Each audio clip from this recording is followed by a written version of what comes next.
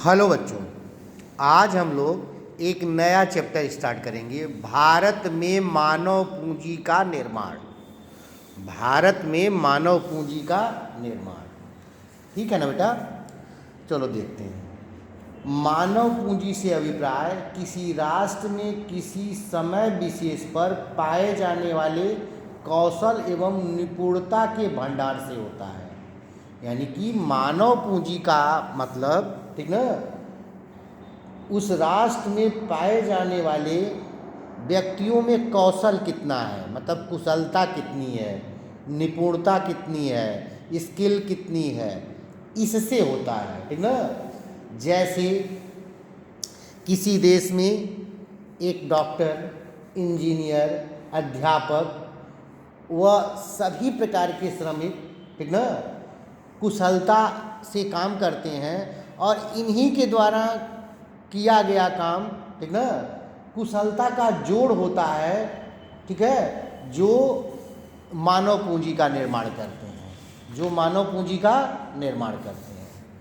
यानी कि मानव पूंजी का आशय उस देश के स्टॉक से होता है, देश के स्टॉक में होने वाली वृद्धि से होता है, ठीक ना। यदि हम कहें कि 2018 में हमारे पास मानव पूंजी का स्टॉक 10,000 था और 19 में बढ़ के ये 12,000 और, तो हम कहेंगे कि मानव पूंजी में के स्टॉक में 2,000 की वृद्धि होगी करने से। स्टॉक कैसे बढ़ा? काम करने से, ठीक ना। जो हमारे देश में इंजीनियर, मजदूर, ठीक है, तो उन्होंने काम किया तब स्टॉक बढ़ा। ये नहीं कि ये मानव पूंजी के निर्माण का ये रास्ता है, ठीक ना। चलो एक मानव पूंजी का थोड़ा सा और अर्थ देखते हैं। मानव पूंजी निर्माण वह प्रक्रिया है जिसके द्वारा ऐसे व्यक्ति को पाना तथा उनकी संख्या में वृद्धि करना जिसमें कौशल, शिक्षा, अनुभव के गुण पाए जाते हैं तथा उस देश के आर्थिक एवं राजनीतिक विकास में महत्वपूर्ण योगदान करते हैं, ठीक ना, ठीक है। ये मानव पूंजी, यानी कि मानव पूंजी से आशय उनके स्किल से है, उन व्यक्तियों में होने वाली स्किल से है जो अपने देश का ग्रास प्रोडक्शन बढ़ाते हैं, जीडीपी बढ़ाते हैं, ठीक ना।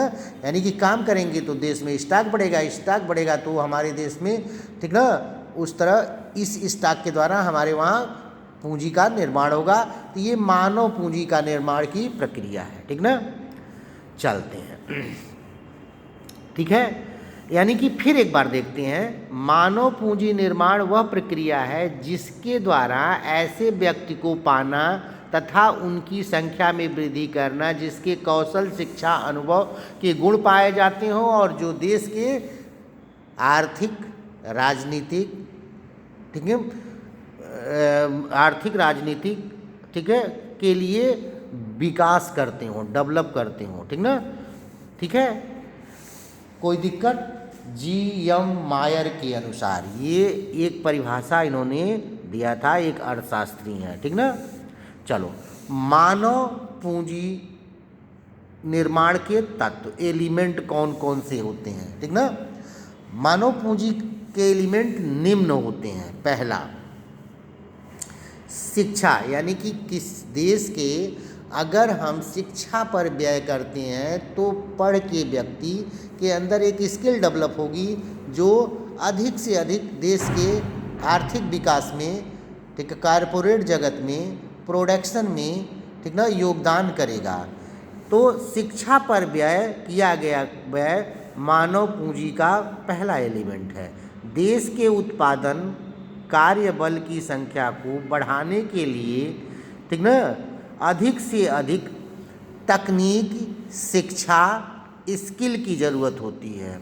इस पर व्यय करके मानव पूंजी का निर्माण कर सकते हैं क्योंकि इसका प्रतिफल अधिक होता है। यानी कि जब हमारे अंदर स्किल, कार्य करने की क्षमता, टेक्निक, ठीक ना, ज़्यादा होगी तो इसका प्रतिफल इतना हो सकता है जिसको मैं सोच नहीं सकता, ठीक ना। यानी कि पहला है शिक्षा पर व्यय। स्वास्थ्य पर व्यय, दूसरा है स्वास्थ्य पर व्यय। एक स्वस्थ शरीर में स्वस्थ दिमाग निवास करता है, एक स्वस्थ शरीर में स्वस्थ बुद्धि होती है, ठीक ना। स्वास्थ्य पर किया गया व्यय एक व्यक्ति को अधिक कार्यकुशल और उत्पादनकारी बनाता है। यदि व्यक्ति स्वस्थ रहेगा तो काम अधिक करेगा, उत्पादन में अधिक से अधिक भाग लेगा, ठीक ना, ठीक है। उत्पादन प्रक्रिया में उनका योगदान अधिक होने की प्रवृत्ति पाई जाती है। इसलिए स्वास्थ्य पर किया गया व्यय मानव निर्माण का दूसरा एलिमेंट है, ठीक ना। चलो, नौकरी के दौरान प्रशिक्षण ट्रेनिंग, नौकरी के दौरान प्रशिक्षण ट्रेनिंग, ठीक ना। नौकरी के दौरान प्रशिक्षण श्रमिकों को अपने विशिष्ट कौशल और अधिक करने में सहायक होती है। यानी कि जब हम अगर वो काम कर रहा है तो उसके बीच बीच में हम उसको ट्रेनिंग भी देते रहें तो उसकी कौशल, उसमें क्षमता, उसमें टेक्निक डेवलप होगी। अतः ऐसे प्रशिक्षण एवं कार्यक्रम पर किया गया व्यय मानव पूंजी का एक अत्यंत महत्वपूर्ण तत्व है, ठीक ना, ठीक है। किस पे किया गया व्यय?